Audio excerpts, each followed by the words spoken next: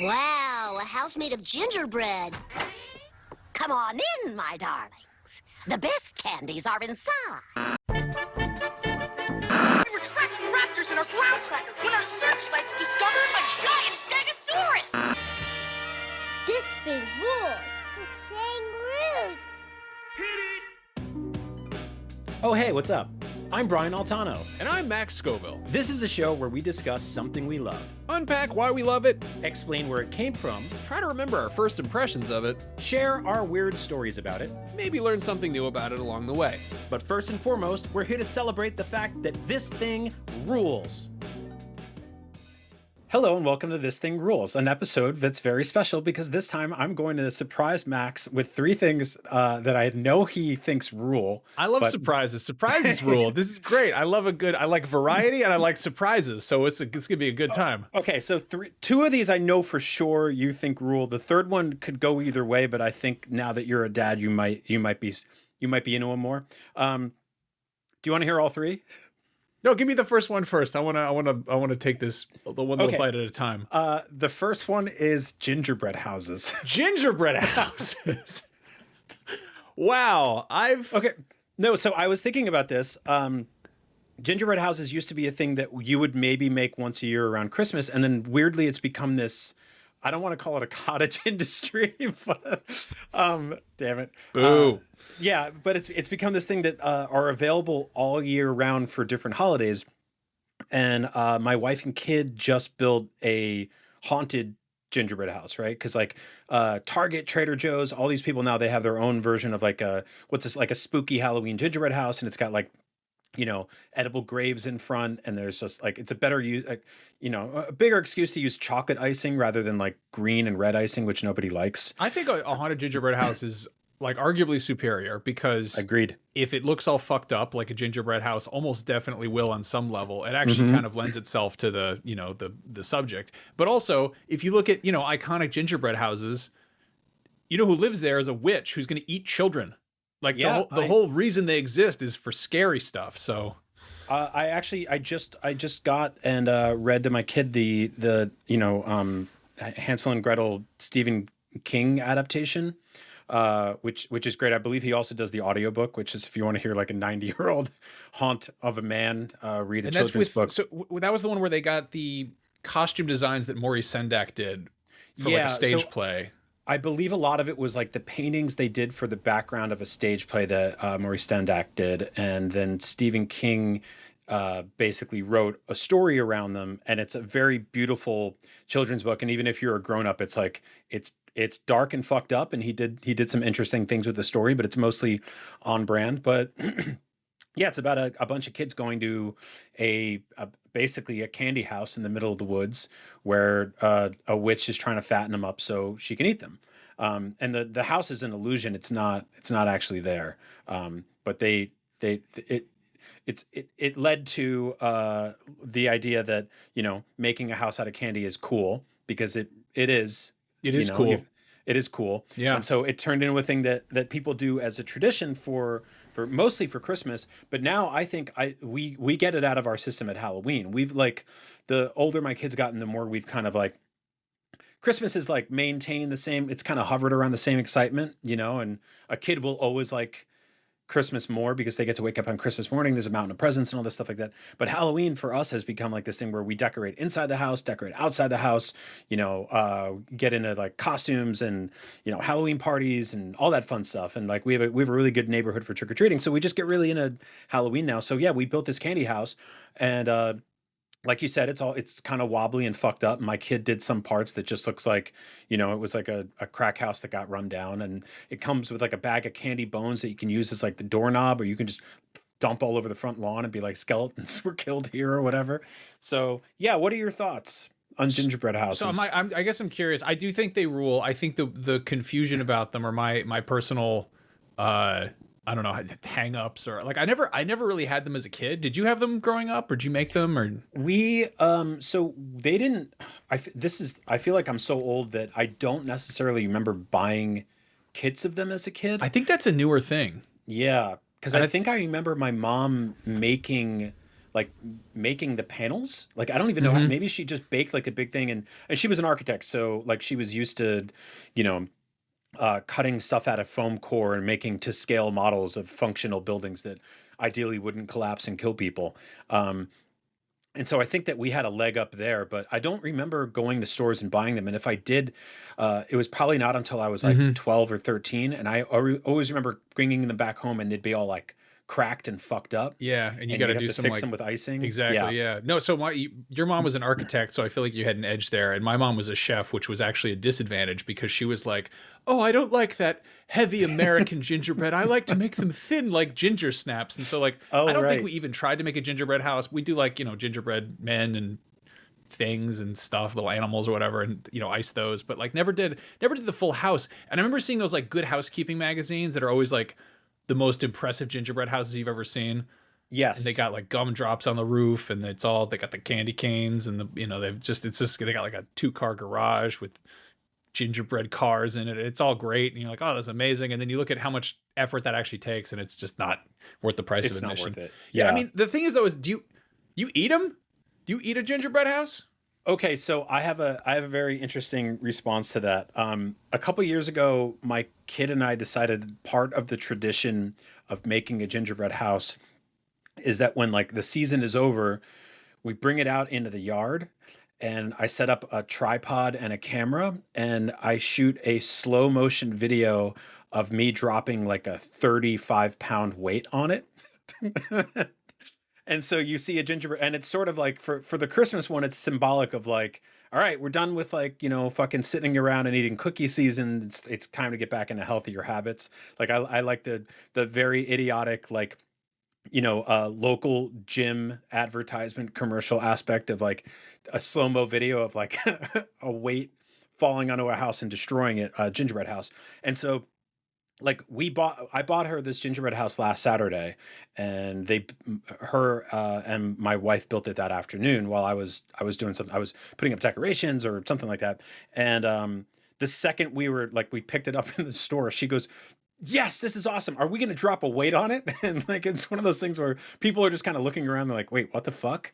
But I saw like so what happens there is like we'll drop a weight on it, and then she'll immediately scramble and like off the grass grab like a side door or like a, you know, big shard of the roof and start eating it and being like, that's not very good, you know. Yeah, that's the problem with them, is you work hard making them in their little dioramas, and then you actually, you know, like you got to eat them, and they've been sitting out for 3 weeks. I do like the idea of, if we're going to do holidays, I think the holidays should flow into each other with some weird ceremony. Like I like the idea of maybe you get, instead of the weight, you go out and you get the Thanksgiving turkey, but it's frozen, and you drop that on the Halloween gingerbread house. Yeah.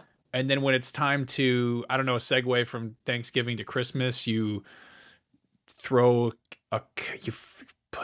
candy canes in the cornucopia. I don't know. I didn't really think that far ahead, but do something. Also, I was going to say, it's a pity you're doing this with the Halloween, dropping a weight on a Halloween gingerbread house, because if you did it to a Christmas gingerbread house and shot that in slow motion in 4K, I feel like you could sell it to a local gym to be like, here is your New Year's special ad. You know, it's if you want to just demolish that Christmas weight, fucking. It's 100% like an ad that would play like for a local theater before a movie, right? Like I have a movie theater near me that like gets every movie, but also when you get there early enough, they play those commercials that are just like, "Come on down to the yoga studio where we have," and it's just like, it's somebody recorded it off a tin can. So I agree that gingerbread houses they're not exactly the best tasting. And so last year I was at Costco, and they had a Kit Kat log cabin, and I was like, that's what the fuck is up, because Kit Kats are great, and it's not even like the walls of it are just cookies. It's like fucking, it's all just like Kit Kats and shit. And so that's an option if you want a gingerbread house that doesn't taste like shit. The Five Below last year, we got like an Oreo one, which was mostly just like what they make the cookies out of, and then tons of Oreo cream, and then just Oreos that you could like glue to it. But yeah, there's like Barbie Dreamhouse versions. I did one of the Barbie Dreamhouse ones last year. How was that? Garish. It was like a Malibu house. I feel like architecturally nice, but they really just, again, it was like, I was at my parents' house for Christmas, and my stepsister brought back just like a bunch. She's like, hey, I got these gingerbread house kits, and it was like, I think like her kid and my kid were both like just too young to do this right, and so it was pretty much a lot of us doing the work. Yeah, and then ultimately like kids eating a bunch of candy that fell on the floor, which was fun. But I was also like, I'm an adult now, I can make this look good, and it didn't look good. It looked like shit. I was better than everyone else's, but it was still shit. I'm like, I build miniature dioramas in my spare time. I build Tamiya model kits. I know how to use, all sorts of hobby supplies. And this thing still just looks like a fucking car accident. So yeah, I don't know. Yeah. Well, I will say like a cheat code for those at home, and I think I only learned this because like 1 out of every 10 gingerbread houses have this tip. But like take the bag of icing, and before you cut a hole in it, put it in a bowl of warm water. And it makes it much easier to use rather than just like squeezing toothpaste out on the top of a roof, basically. Or when you go to the store, in the parking lot, open up the gingerbread kit and take it out and just slide it under your butt cheeks when you're driving home, and it'll warm up by the time you get home. That'll be ready to build with. I saw something last year that I'm definitely getting. I think I saw the hen's egg. That was like, did I ever tell you? The mermaid's purse. I flew to Germany one year, and at like 3 o'clock in the morning, they walked by and they tapped on my shoulder and handed me like it was like a cup of ice cream and a turkey sandwich that were like stuck together.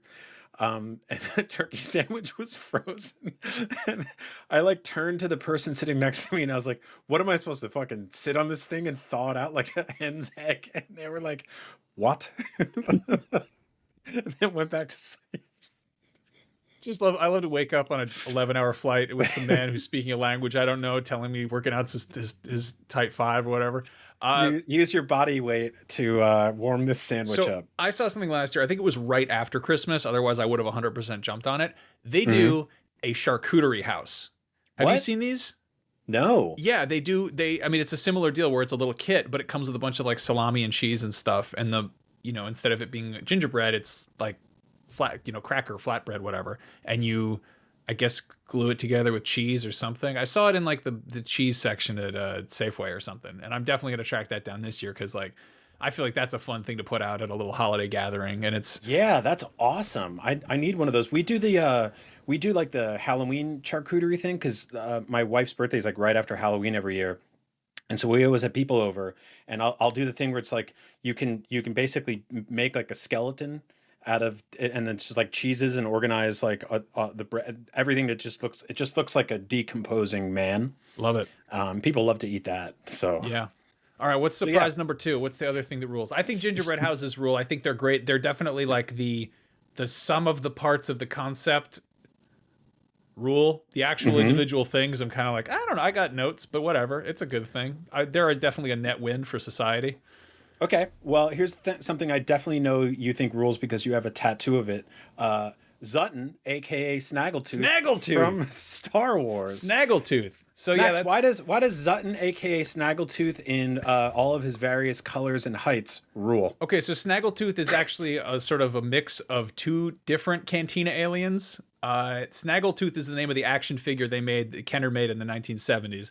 And they made 2 versions. They made one that's a little short one wearing a little red tunic, and another one that's slightly taller wearing a blue jumpsuit, and I think the idea was that one was like, people weren't buying the short one because it was too little plastic, or so they made the bigger one, but the bigger one's rare or something like that. I forget. I have a tattoo of John Mallow's original concept art for this character, who was just written, I think described as like Snaggletooth in the original plans for when they were designing all the cantina aliens.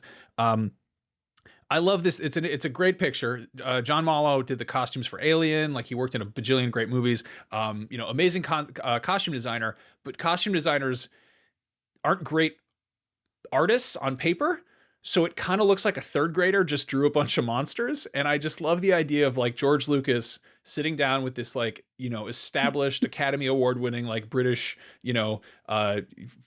like he makes clothing. He's not there to draw pictures of monsters. And he's like, oh, so in this film they go to the bar, and the bar has a demon in it, and an octopus man, and a guy who looks like a giraffe, and there's also a werewolf, and then there's Snaggletooth, and it's just the devil is there. Yeah, there's just one of them is a lamprey. You don't even need to make clothes for that. But no, basically, Snaggletooth is one of the weird throwaway cantina aliens. But the funny thing about Snaggletooth is you barely see him in the movie. Like he's one of the harder ones to spot, and it's funny because there's actually technically two versions of him. There's one who Star Wars fans have identified as Tequil, and one that they've identified as Zutton. And what I think happened was they used the same mask on two different costumes. But let's see, I think, what is it? Zutton wears this like snowsuit that's like this groovy 1970s fucking snowsuit outfit, and he's in the bar. And then there's Tequil, who's roaming around. He might be in the bar too, but he just wears this like kind of poncho, and he has a hunchback, and kind of just looks like a capybara with a toupee. Just a stupid ass looking Star Wars alien. But Snaggletooth, he's got a weird face. It's like a kid drew a horse. Yeah, kind of. He's not, for like the name Snaggletooth, he's not particularly scary. He's got like a little tooth poking out. I think it's funny because Snaggletooth is also the name of the Motorhead mascot. So works on a couple levels there. But Snaggletooth is great. I like Snaggletooth. I don't know where my small Snaggletooth figure is. I have one right here that I bought. That's the one. That he's and this is the one that's got like a reddish maroon costume, but there's a tall blue one, right? Yeah. And I forget the deal. It's one of those things I should know as a toy collector, but they the one of them is rarer than the others. And the funny thing is the blue one is a character that never existed. Like it's just this dude in a blue jumpsuit. It's like Kenner just was completely making shit up based on like, they had a few production stills and they were like, make dolls of these fucking abominations. And they were like, sure, whatever, fine. The grooviest thing about that original Snaggletooth figure is he's got like a really cool belt buckle that is just this like kind of sort of abstract. It looks like the letter K, but kind of weird. And it's kind of like the upside down Wu-Tang. It's like an M with like a dongus. It's odd. Yeah, and it was very cool. Yeah, like some dude in Ohio was just like sculpting a thing out of clay in 1977, being like, I don't know why. What the fuck am I doing with my life? And then it became this thing that people. I do want to point out they made a new Snaggletooth action figure this year. They put out this like Cantina alien Star Wars vintage collection set that's just basically like it's like a cardboard backdrop of the Cantina, and it's got it's got Snaggletooth, Ponda Baba, Greedo, and Hammerhead? Yeah. So I think that's a repack. They did the blue version though. That's funny. Yeah. So they took a figure that I have in a different version. It's an old sculpt, and they gave him the blue outfit. So that's funny to me. I like that. That's a good goof. What's great about the Star Wars Cantina action figures is that almost every single one of them comes with a gun and or a cup. But that is a bar that you like R2-D2 is not allowed to go into, right? Because they're like no droids, but there's like 100. It's the most American thing, right? Yeah. No, we went to Star Wars Celebration in Florida, and one of the funniest things that I learned about there is that you can dress up like Jango Fett or whoever, whatever Star Wars, a stormtrooper, and you can take your fake prop gun that you made out of a Nerf gun or whatever, and you have to go to a table and you have to have somebody check it out and make sure that it's not a real gun. And then what they do is they take a little zip tie, like a little neon zip tie, and they put it on the trigger that tells people that yes, we've checked, this is not a real gun. Don't worry about it. It's safe. It's it could be like a chrome blaster that doesn't look anything like a gun that exists in real life.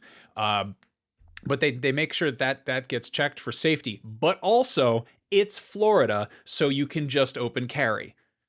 So you can be like a stormtrooper walking around with a replica of a 1950s era submachine gun with camera parts glued all over it, which has a little pink zip tie that says that is a safe fake gun. But you can also just have a Glock in your ass. Like you can just be walking around with a little gun holster on you with an actual gun with live ammunition, which doesn't make any sense whatsoever. But no, it doesn't.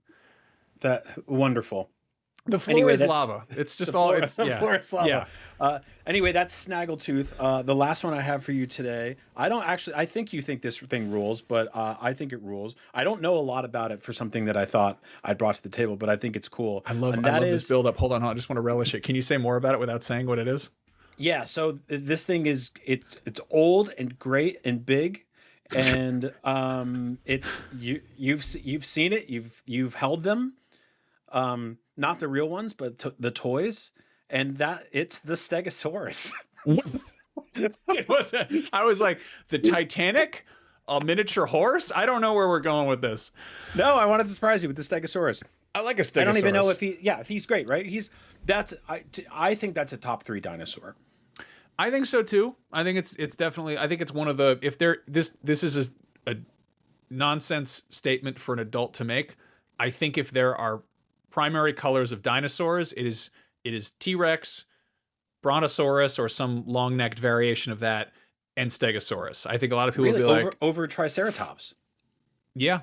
I feel like Triceratops regularly elbows himself into the top 3, but I think Stegosaurus deserves a place there better. I mean, I don't know. Triceratops, I feel like with the tri should be part of the big 3, but I think Stegosaurus is definitely at the very least a secondary, an A tier dinosaur, if not an S tier. You know, like it's a good. I think he's in the top 4, right? And I think pterodactyl or some flying thing creeps in for 5. Some right? piece of shit up there. I don't know. Some piece of shit. I was thinking about Stegosaurus because I think about him a lot. He's great. And I just love his design because he's got the plates all up his back, but then sometimes they draw him with like spikes at the end of his tail. And I sent you and your kid a book recently that's all about different animals fighting each other. And it's basic. I forget what it's called. It's like, who would win this fucking stupid fight? Who would win Ultimate Animal Showdown? Yeah. And it's got really like fun art in it that's like it's like half airbrushed, half photoshopped, and it's based in a lot of scientific fact where they'll be like, you know, the Stegosaurus weighed this much and this much, and they think that he ate this much, but then it'll be like, and he fought the Brontosaurus, and they'll be like, the Brontosaurus stepped on him and he died, and you're like, what? And at the end of the book, they're like, you know, that's one way these battles could have gone. Make up your own. And you're like, oh, okay. So this was all like, this is ultimately like, this is a really smart person that put all the chips on the table, but then said, I'm also like a 6-year-old. Pretty much. Like there's one fight where there's just like a gorilla like just chokes somebody out, and you're like, would he do that? And I don't even know if he would do that. I think a Brontosaurus stepping on a Stegosaurus would be like the same as if you or I stepped barefoot on a Dungeness crab, or like maybe one of those deep sea spider crabs. I have a better version of that. I stepped on when my kid was 3, she had like a Dimetrodon, which I know people say is not a dinosaur. Doesn't matter, honestly. Okay, he's cool. Just let him hang out with them. All right, just like let him be there. Stop being fucking shitty. Well, I mean, I know. Not a real Dimetrodon though. I'm talking about like scale and general structure. Oh no, I stepped on like a hard plastic one. Right. Yeah. With barefoot. Yeah. No, so I think it would be like that. Yeah. You know what I stepped on? It was really bad. I stepped on, you know, those little plastic LED votive candles that they put on tables at restaurants to like not start fires. My fucking kid, who I love dearly, but not in that exact moment.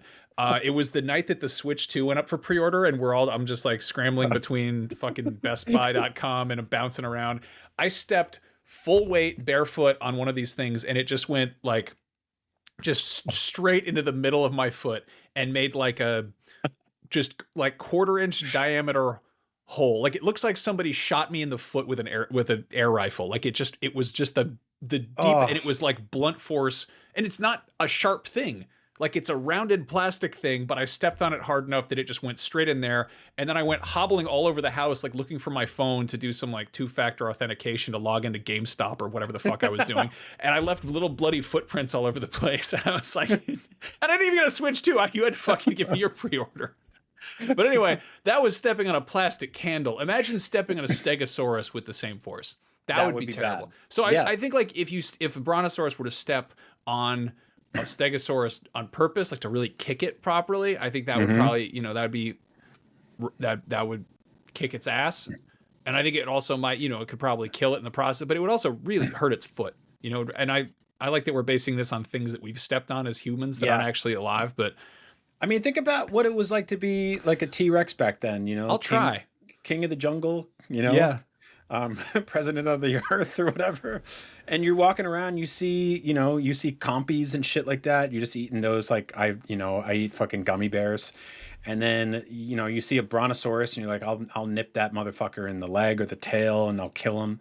And then you see a triceratops and you're like, that doesn't make a lot of sense, but most of you is I could eat. That's easy. You got this stupid top on or whatever. Like, I'm going to go out on a limb here and say that most of these animals did not exist within the same 10,000 years of each other. They were all in the same time period in the same 50-foot radius. No, but imagine you're a triceratops, or I mean you're a T-Rex, right? You see a Stegosaurus for the very first time. You're probably like, who is she? Yeah, what the fuck is this? How the fuck am I gonna deal with this shit now? I'm fucking hungry, and you got this fucking upside down boat with plates on it. Like, the fuck is this thing? And you go up and you go to take a bite out of the side, and he hits you in the face with it's just like a bag of plates, basically. His tail. It's probably like eating a crab or a lobster, right? You got it's just, you're like, this is delicious, but it's work, and I can hurt myself in the process.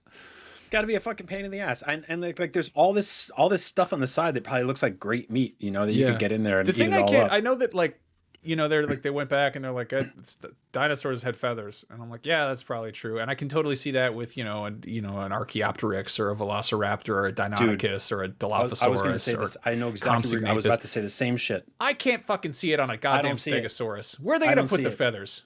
They're going to put them stick it out of the top of the spikes like they're in fucking Carnival. What are we doing here? Right? Maybe they're in his mouth. They're making these monsters look like showgirls. I don't like it. Yeah, they just put it on his tail, and he looks like he looks like it just he's been dancing all night. Like, I don't fucking get it. I'll buy it for some dinosaurs. I don't buy it for Stegosaurus. I don't see it. I could see fur on a Stegosaurus before feathers. Maybe it's a fine feathered, like a kiwi bird. Stegosaurus. Stegosaurus. What if it's just got like long, and again, scientists can come in here. They can tell me whatever they want. I believe them. They do the work. But I would love it if the Stegosaurus had long hair, just like a golden retriever. It just got like long woman's hair coming off the side of it.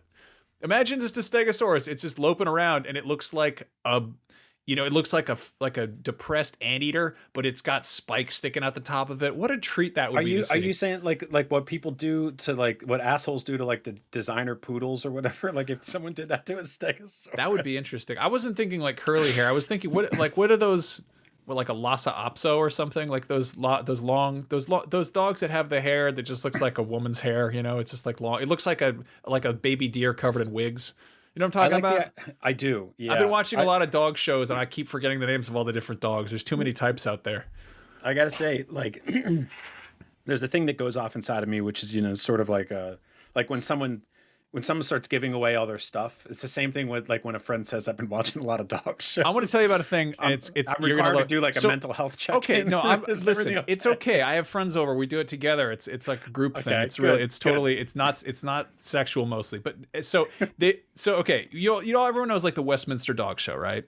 Yeah. Which is, they get the dogs out and they walk around, they go, show me your teeth, and then they grab them by the butthole, and if the dogs, like some woman, some lady. Who? There's like the judge of the dogs comes out, and she's the judge of you've seen Best in Show, right? Who gets the dogs out? Okay, so it's good you bring that up, because what is the intersection? Like, there's all these songs about dogs. There's all these, I feel like there's mentions of dogs in popular culture. There's no place for that at the Westminster Dog Show. That's a high class establishment. What you want to go check out? They play? What do they play there? Jazz? I think a lot of classical music. Probably reggae. Probably not. I don't think they know what reggae is there. No, so there's another event called Crufts. What? There's an event called Crufts, and it's like a dog. If the Westminster Dog Show is like the dog Oscars, this Cruft is like the dog X Games, and it is fucking silly. It is great. That sounds like a British chocolate company that had to go out of business because of racism. It sounds like a British chocolate company that went out of business, or it sounds like a disease that kills dogs. Like, Crufts sounds like a bad thing. Crufts, and I'm going to keep saying it to really hammer this home, Crufts is wild. They do freestyle heel tournament dancing, or basically they do dog dancing, but it's like interpretive dog dancing. And it is some of the most unhinged shit you'll ever see, where someone comes. I've only seen women doing this. I don't know if it's a co-ed event or if it's just women are the ones who decide they want to do this. But basically, they'll come out usually in like a costume of some sort, and they'll do a little dance with their dog. And sometimes it's the most unimpressive thing you've ever seen. At other times you are like, holy shit, that dog has a human soul. Like that dog knows what it's doing. And they do in a whole, like, they'll tell a whole story. Like there was a lady who came out and she was like dancing with her dog, and she had like, they get like props too. So like she set up a little like a little lifeguard tower, and she comes out with her dog, and they did this whole skit where the dog was like a lifeguard, and then the woman pretended she was drowning, and the dog came and was like dragging her across and it's all in this just big green field, right?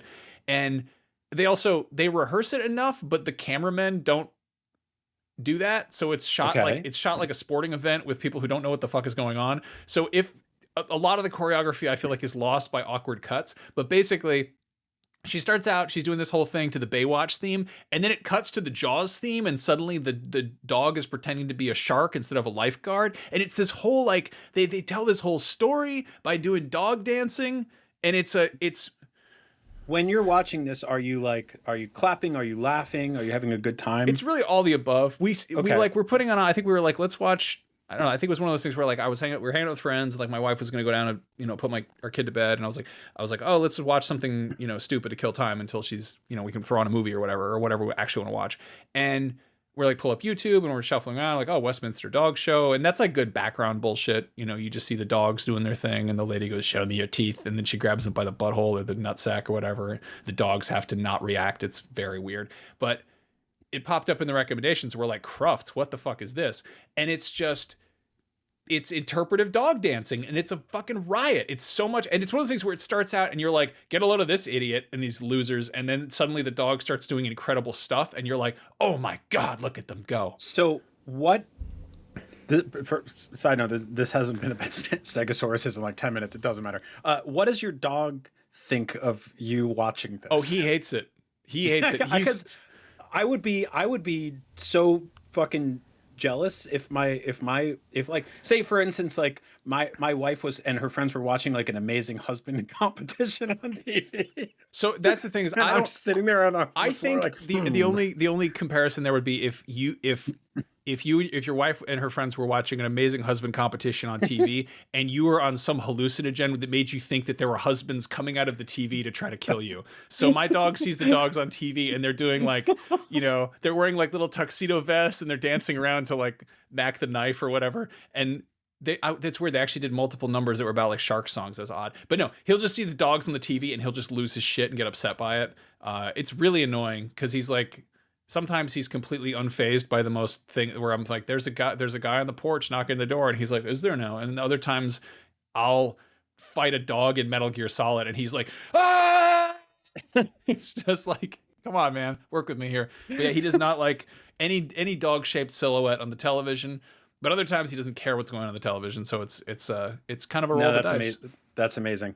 Yeah. Anyway, yes, that was Gingerbread Houses, Snaggletooth, Stegosaurus, and Crufts. Powered by Crufts. Brought to you by Crufts. The British chocolate company, the disease, which, by the way, a lot of people think you need the Crufts vaccine. You don't. You don't need it. All you got to do is exercise.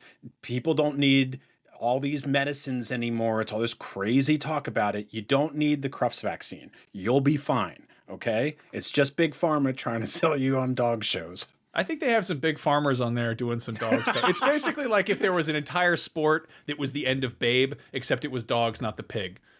Anyway, yeah, thanks for coming to my TED Talk about Crufts. And Brian, thank you for preparing such a wonderful little surprise pack of things to talk about. What a treat.